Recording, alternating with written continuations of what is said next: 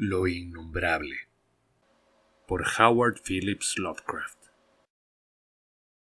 Mirando hacia el sauce gigantesco del cementerio, cuyo tronco casi había hundido la antigua y casi ilegible losa, había hecho un comentario fantástico sobre el alimento espectral e incalificable que sus colosales raíces succionaban sin duda de aquella tierra vetusta y macabra.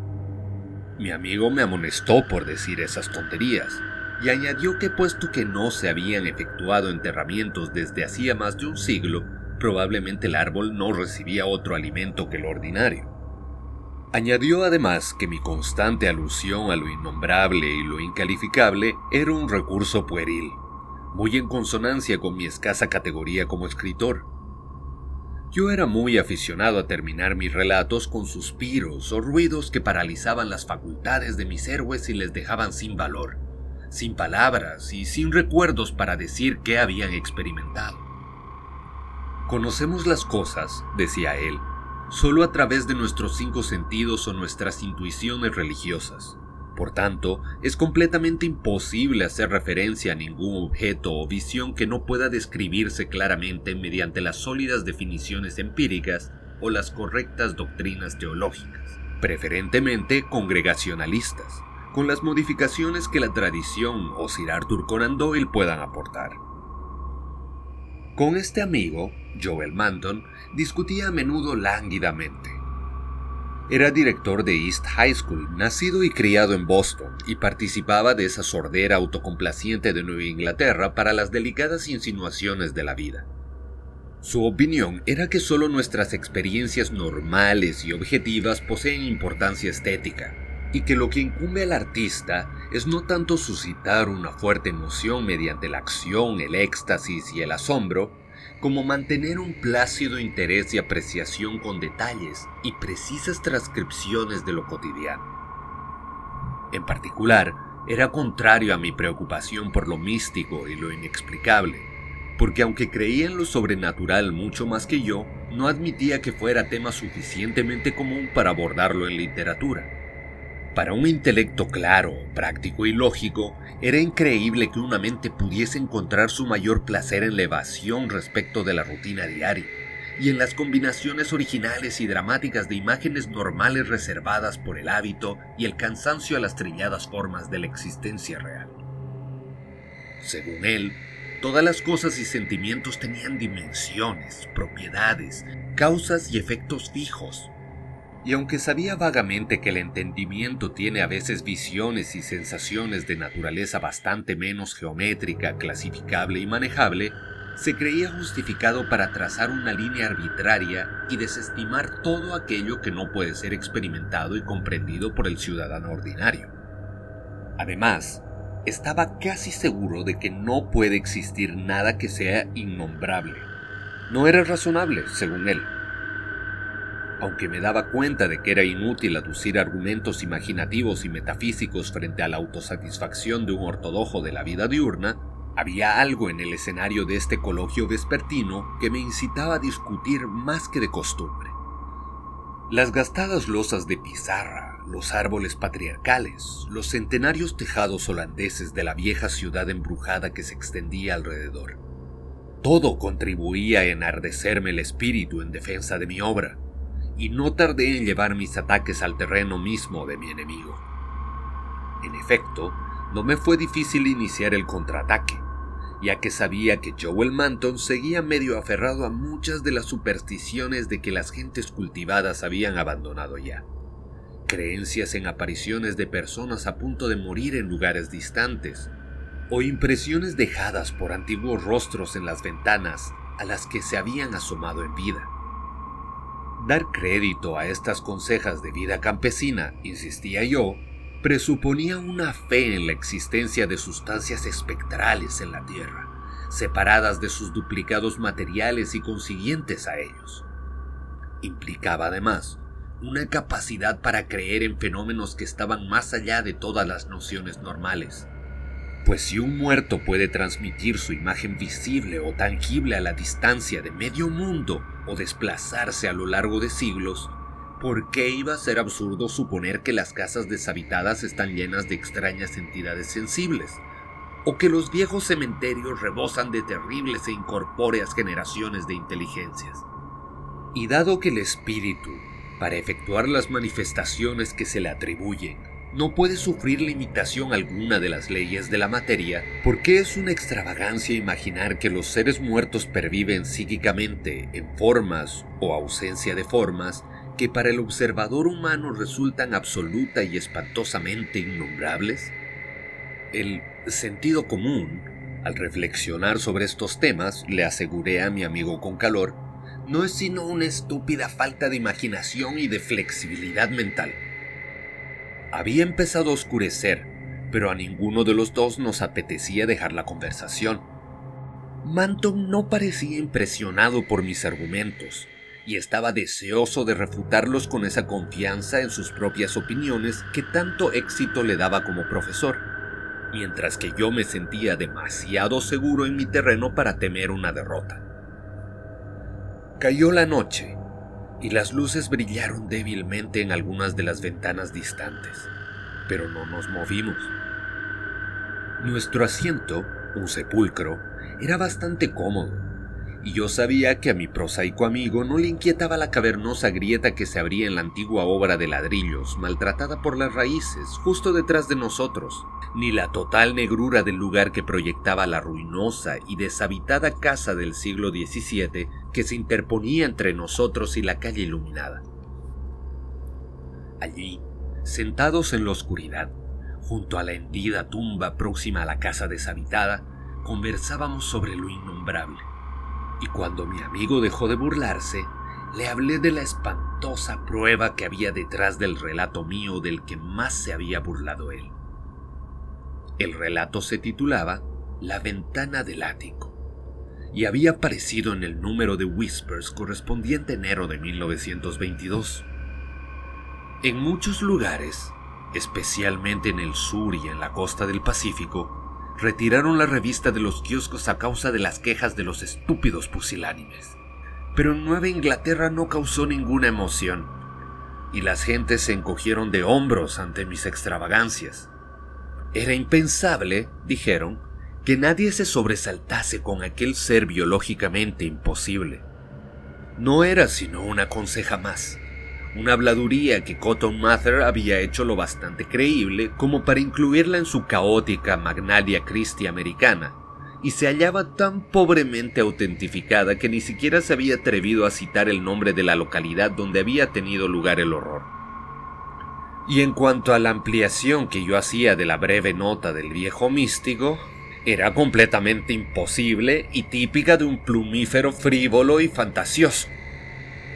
Mather había dicho efectivamente que había nacido semejante ser, pero nadie, salvo un sensacionalista barato, podría pensar que se hubiese desarrollado, se fuese asomando a las ventanas de las gentes por las noches y se ocultara en el ático de una casa, en cuerpo y alma, hasta que alguien lo descubrió siglos después en la ventana, aunque no pudo describir qué fue lo que le volvió grises los cabellos. Todo esto no era más que descarada mediocridad, cosa en la que no paraba de insistir mi amigo Manton. Entonces le hablé de lo que había descubierto en un viejo diario redactado entre 1706 y 1723, desterrado de entre los papeles de la familia, a menos de una milla de donde estábamos sentados. De eso y de la verdad irrefutable de las cicatrices que mi antepasado tenía en el pecho y la espalda que el diario describía. Le hablé también de los temores que abrigaban otras gentes de esa región, y de lo que se murmuró durante generaciones, y de cómo se demostró que no era fingida la locura que le sobrevino al niño que entró en 1793 en una casa abandonada para examinar determinadas huellas que se decía que había. Fue sin duda un ser horrible. No es de extrañar que los estudiosos se estremezcan al abordar la época puritana de Massachusetts. Se conoce muy poca cosa de lo que ocurrió bajo la superficie, aunque a veces supura horriblemente con un burbujeo putrescente. El terror a la brujería es un destello de luz de lo que bullía en los estrujados cerebros de los hombres, pero incluso eso es una pequeñez. No había belleza, no había libertad. ¿Cómo puede comprobarse en los restos arquitectónicos y domésticos y los sermones envenenados de los rigurosos teólogos? Y dentro de esa herrumbrosa camisa de fuerza se ocultaban farfullantes la atrocidad, la perversión y el satanismo. Esta era, verdaderamente, la apoteosis de lo innombrable. Cotton Mather, en ese demoníaco sexto libro que nadie debe leer de noche, no se andaba con rodeos a lanzar sus anatemas. Severo como un profeta judío y lacónicamente imperturbable como nadie hasta entonces, habla de la bestia que dio a luz un ser superior a las bestias, aunque inferior al hombre, el ser del ojo manchado y del desdichado y vociferante borracho al que ahorcan por tener un ojo así. De todo esto se atreve a hablar, aunque no cuenta lo que ocurrió después.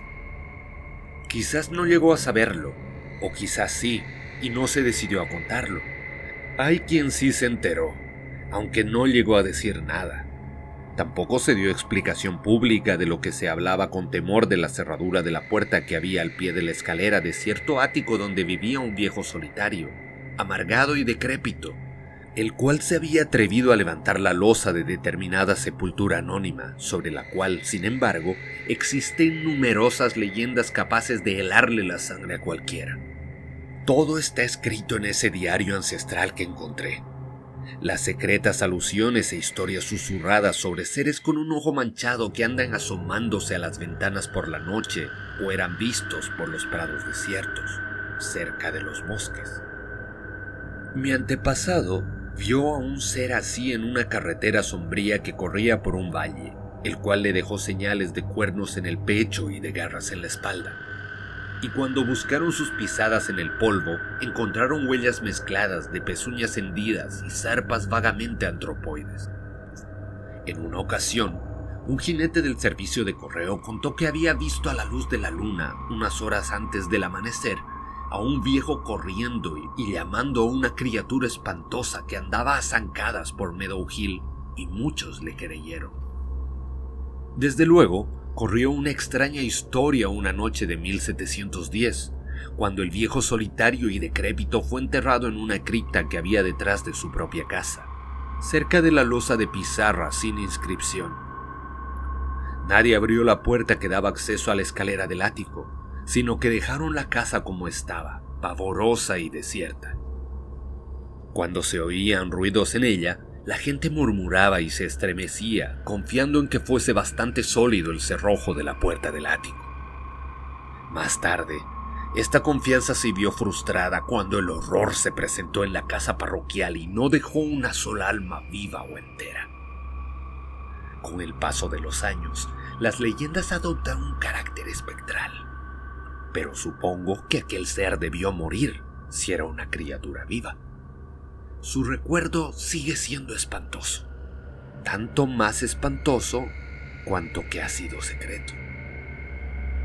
Durante esta narración, mi amigo Manton se había ido quedando en silencio y observé que mis palabras le habían impresionado.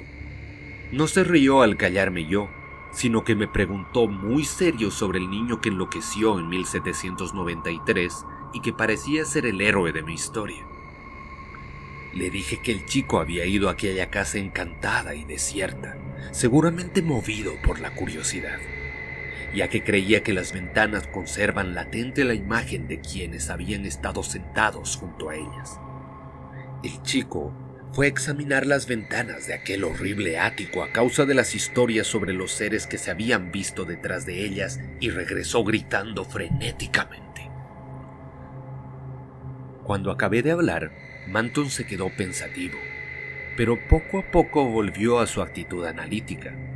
Concedió que quizá había existido realmente un monstruo espantoso, pero me recordó que ni siquiera la más morbosa aberración de la naturaleza tiene por qué ser innombrable ni científicamente indescriptible. Admiré su claridad y persistencia, pero añadí nuevas revelaciones que había recogido entre la gente de edad. Leyendas espectrales, aclaré, relacionadas con apariciones monstruosas más horribles que cuantas entidades orgánicas podían existir. Apariciones de formas bestiales y gigantescas, visibles a veces y a veces solo tangibles, que flotaban en las noches sin luna y rondaban por la vieja casa, la cripta que había detrás y el sepulcro junto a cuya losa ilegible había brotado un árbol. Tantos y tales apariciones habían matado o no personas acornadas o sofocándolas, como se decía en algunas tradiciones no comprobadas, habían causado una tremenda impresión. Y aún eran secretamente temidas por los más viejos de la región, aunque las nuevas generaciones casi las habían olvidado. Quizás desaparecieran si se dejaba de pensar en ellas. Es más, en lo que se refería a la estética, si las emanaciones psíquicas de las criaturas humanas consistían en distorsiones grotescas, ¿qué representación coherente podría expresar o reflejar una nebulosidad gibosa e infame como aquel espectro de maligna y caótica perversión, aquella blasfemia morbosa de la naturaleza? Modelado por el cerebro de una pesadilla híbrida, ¿no constituirá semejante horror vaporoso con toda su nauseabunda verdad lo intensa, escalofriantemente innombrable? Sin duda, se había hecho muy tarde. Un murciélago singularmente silencioso me tosó al pasar, y creo que a Manton también, porque aunque no podía verle, noté que levantaba el brazo. Luego dijo: «¿Pero sigue en pie y deshabitada esa casa de la ventana del ático?» «Sí», contesté, «yo la he visto». «¿Y encontraste algo en el ático o en algún otro lugar?» «Unos cuantos huesos bajo el alero. Quizá fue eso lo que vio el niño. Si era muy sensible, no necesitó ver nada en el cristal de la ventana para perder la razón. Si pertenecían al mismo ser, debió tratarse de una monstruosidad histérica y delirante. Habría sido blasfemo dejar tales huesos en el mundo, así que los metí en un saco y los llevé a la tumba que hay detrás de la casa. Había una abertura por donde los pude arrojar al interior. No pienses que fue una tontería por mi parte. Quisiera que hubieses visto el cráneo. Tenía unos cuernos de unas 4 pulgadas. En cambio, la cara y mandíbulas eran igual que la tuya o la mía. Al fin pude notar que Manton, ahora muy cerca de mí, experimentaba un auténtico escalofrío, pero su curiosidad no se dejó intimidar. ¿Y los cristales de las ventanas?